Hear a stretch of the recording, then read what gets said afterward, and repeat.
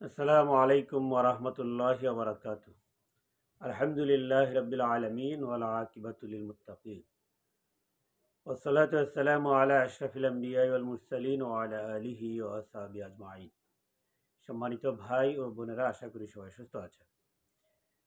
ভারতের অব্যাহত প্রচারণা, অপপ্রচার এবং মিথ্যা প্রপাগান্ডা ছড়ানোর ফল আমরা ইতিমধ্যেই দেখা শুরু করেছি।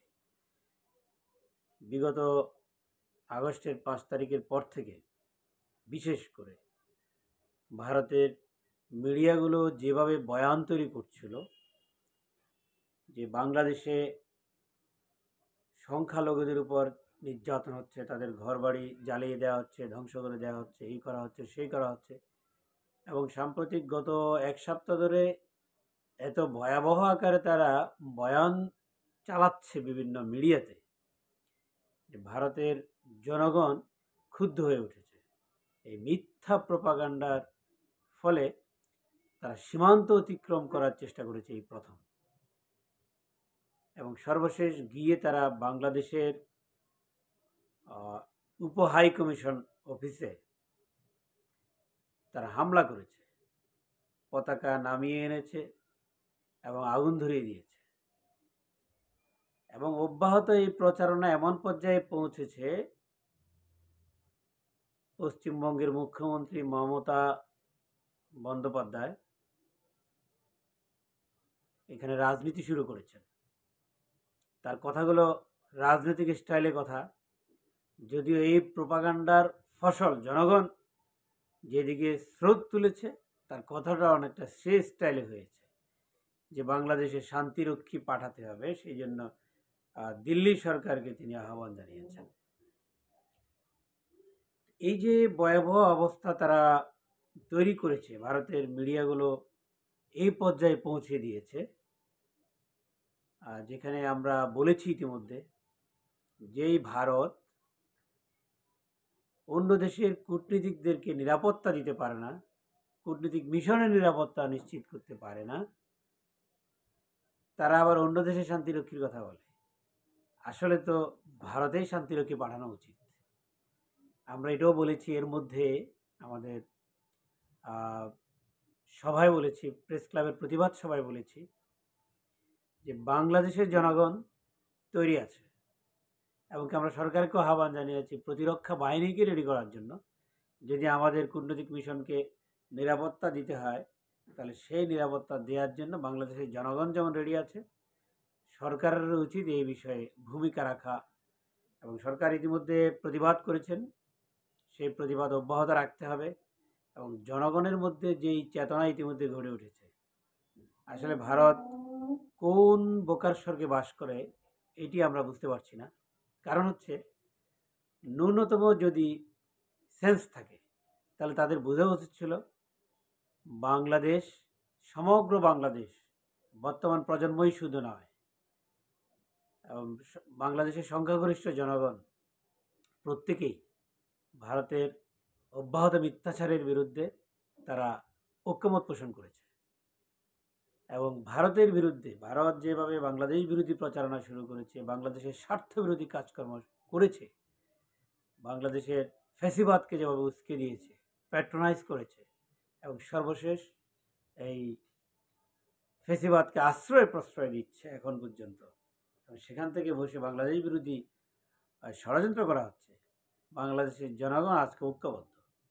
এটি রাষ্ট্র হিসেবে ভারতের জন্য এটি অত্যন্ত ক্ষতিকর দিক। প্রতিবেশী হিসেবে ভারতের জন্য নিঃসন্দেহে এটি একটি ক্ষতিকর দিক। সুতরাং তাদের বুঝতে হবে বাংলাদেশ এটি শেখ হাসিনার আমল নয়। বাংলাদেশ নিজ পায়ে দাঁড়ানোর চেষ্টা করছে। তারা আখাউড়াতে যেমন এটা করেছে, আবার তারা মুম্বাইতেও এবার একইভাবে বাংলাদেশ হাইকমিশনে তারা হামলা করার চেষ্টা করেছিল। সুতরাং বাংলাদেশের মানুষ আজকে ফ্যাসিবাদের বিরুদ্ধে ঐক্যবদ্ধ, ফ্যাসিবাদের আশ্রয়দাতা, প্রশ্রয়দাতা, তাদের বিরুদ্ধে ঐক্যবদ্ধ। সুতরাং ভারতকে আমরা চিনে ফেলেছি, আমাদের নতুন প্রজন্ম চিনে ফেলেছে, একটা বাচ্চাও এখন ভারতকে চিনে ফেলেছে, ভারতের অবস্থা জেনে ফেলেছে।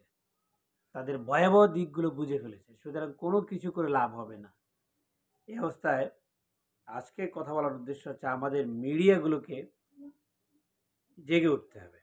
তাদের মিডিয়াগুলো যেভাবে অব্যাহত প্রচার প্রপাগান্ডা চালাচ্ছে, মিথ্যা প্রপাগান্ডা চালাচ্ছে, আমাদের মিডিয়াগুলোকে আমরা বলবো না মিথ্যা প্রপাগান্ডা চালান। মিথ্যা প্রপাগান্ডার দরকার নেই। 7 রাজ্যে ভারত সরকার যে নৃশংসতা চালাচ্ছে, মণিপুরে যে নৃশংসতা চালাচ্ছে, এই জেনুইন নিউজগুলো আপনারা ফুটিয়ে তুলুন। সর্বত্র খুব ভালো করে প্রচারের ব্যবস্থা করুন। এগুলো প্রচুর নিউজ পাওয়া যাচ্ছে, এই নিউজগুলো আপনারা প্রচারের ব্যবস্থা করুন। কাশ্মীরের নিউজগুলো প্রচারের ব্যবস্থা করুন। মমতা ব্যানার্জি এত শান্তিরক্ষীর কথা বলে, আমরা তো ভুলে যাইনি সে কলকাতায় পিজি কর মেডিকেল কলেজে সে অসহায় নারী যে নার্স, তাকে যে নির্মমভাবে নির্যাতন করে যেভাবে হত্যা করা হয়েছে, তারা কোন মুখে কথা বলে, সেই বিচার কি তারা করতে পেরেছে? এই নিউজগুলো আসা দরকার। শুধু মুসলমানরা, সেখানে মণিপুরে খ্রিস্টানরাও নির্যাতিত হচ্ছে, ইতিমধ্যে অনেক মানুষকে হত্যা করা হয়েছে, গির্জা ধ্বংস করে দেওয়া হয়েছে। ত্রিপুরা, আসাম, ঝাড়খণ্ড, সর্বত্র অরাজকতা চলছে। সুতরাং তাদের এই শোষণ, জুলুম, অনাচার, অবিচারগুলো, এগুলো এখন বেশি বেশি আমাদের মিডিয়াগুলোতে ফুটিয়ে তোলা দরকার। এবং আমাদের যে সমস্ত ভাইরা সোশ্যাল মিডিয়াতে আছেন, আপনারাও এই জিনিসগুলো ফুটিয়ে তোলার চেষ্টা করুন। তারা ভিসা রেস্ট্রিকশন দিয়েছে ভারত, আমাদের তাদের চিকিৎসকরা নাকি চিকিৎসা করবে না, হোটেল রেস্টুরেন্টগুলোতে নাকি জায়গা দেওয়া হবে না, ইত্যাদি ইত্যাদি বহু কাহিনী তারা তৈরি করেছে। আমাদের ভাই বোনেরা ভারতে সফরে যায়, ভিজিটে যায়, চিকিৎসায় যায় বলে তাদের বিশাল একটা সেক্টর সমৃদ্ধ হয়ে বসে আছে। ভালোই হয়েছে তারা নিজেরাই এই কাজটি করেছে। আমি বলতে চাই, আপনারা চিকিৎসার ভিন্ন অ্যারেঞ্জমেন্ট খুঁজুন। আমাদের চিকিৎসার জন্য ভারতে যাওয়ার দরকার নেই। ভারতের উপর যে নির্ভরশীলতা যে সমস্ত ক্ষেত্রগুলোতে আছে, কিছু কিছু ক্ষেত্রে আমরা তুলা আমদানি করি, এটার বিকল্প অনেক জায়গা আছে, এমনকি পাকিস্তানও আছে। সেটি আমরা চিকিৎসার ব্যবস্থা কথা বলছি, সেটার বিকল্প আমাদেরকে খুঁজে বের করতে হবে। আমাদের ডাক্তারদেরকেও দায়িত্বশীল হতে হবে। পাশাপাশি আমাদের পেঁয়াজ সহ আরও বিভিন্ন কিছু কাঁচামালের ব্যাপার আছে, যেগুলো আমরা বিকল্প ইতিমধ্যে পেয়ে গিয়েছি। সুতরাং পস্তাতে হবে ভারতকে। আমরা যদি ঘুরে দাঁড়াই, ইনশাআল্লাহ এটিকে আমরা ক্যাপিটালাইজ করতে পারব। সুতরাং এই মুহূর্তে আমাদের প্রয়োজন ঐক্যবদ্ধ থাকা। ভারত বিরোধী যে সেন্টিমেন্ট জনগণের মধ্যে গড়ে উঠেছে, এটাকে ধরে রাখা, পাশাপাশি এর প্রচার প্রচারণায় আমরা সকলে এগিয়ে আসতে পারি। আমাদের মিডিয়াগুলো এক্ষেত্রে শক্তিশালী ভূমিকা রাখবে, এই আশা ব্যক্ত করছি। আল্লাহ আমাদেরকে কবুল করুক। ওয়া আখির দাওয়ানা আনিল হামদুলিল্লাহি রাব্বিল আলামিন।